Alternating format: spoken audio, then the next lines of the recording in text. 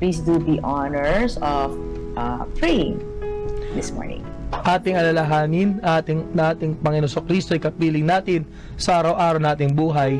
Sa ngalan ng Ama, ng Anak at ng Espiritu Santo. Amen. Panginoon, salamat po sa biyaya ng buhay. Salamat po sa biyaya ng bagong araw at bagong pagkakataon upang sumunod at maglingkod sa iyo.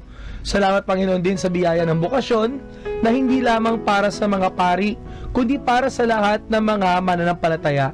Ang bukasyon sa kabanalan, ang bukasyon sa pagmamahal, ang bukasyon upang tumugon sa mga signs of the time, sa mga tawag ng panahon. Salamat, Panginoon, sa biyaya din po ng mga pastol ng aming simbahan, lalo po kay Bishop Robbie Gaan na aming kasama ngayon, kapilingin sa ating pastoral visit sa Veritas.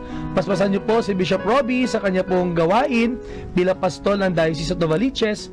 Tinataas namin, Panginoon, ang lahat ng mga pastol ng pamayanan na nawa palagi kaming tumulad sa iyo, ang mabuting pastol na may banal na puso na palagi nagmamahal at naglilingkod sa lahat.